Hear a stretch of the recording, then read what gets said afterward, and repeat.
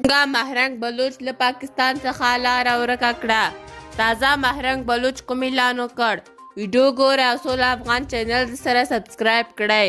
د بلوڅانو غورځنګ مشري مهرنګ بلوچ ویلي چې نن سه شنبه د زمري نهمه په ټول بلوچستان کې د کار بندیز وي او خلک دې لاریونونو ته راووځي. وایي د بلوچستان پر قانونونو او زیرمو نورو ته د لاسوهنې اجازه نه ورکوي.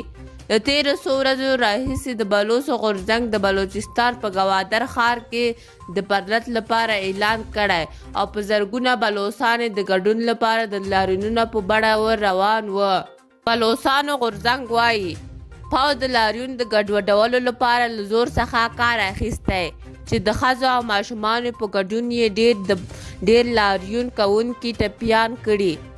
پلو د پاکستان پوځ وایي په ګوادر ښار کې پر امنیتي ځواکونو د لاریون کوونکو په برید کې یو عسکر وژل شوی او 14 نور ټپیان دي.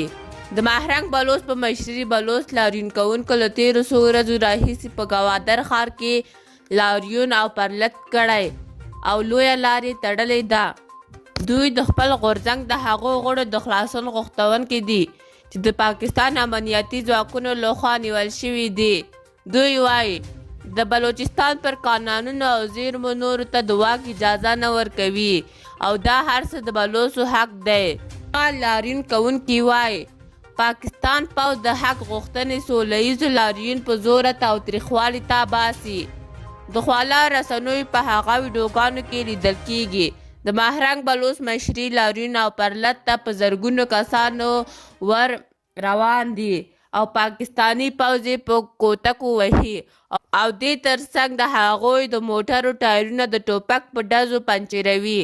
د پاکستان په سویل لویدیځ کې د بلوچستان ایالت چې د ګودر بندري ښار هم هلته دی له ایران او افغانستان سره ګډه پوله لري. دغه ایالت له اوږدې مودې راهیسې د بلوچ بیلتون غوښتونکو ډلو لخوا د بیلتون پالنې ډګر دی. دوی د بلوچستان د بډایه کانونو د زیاتې برخې لپاره جګړه کوي.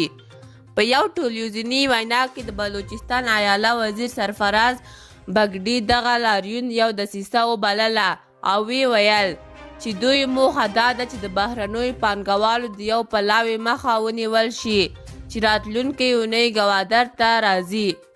بګډي د بلوڅو د دغو لاریونونو او مشري مهرنګ بلوچ د نیولو امر هم کړی.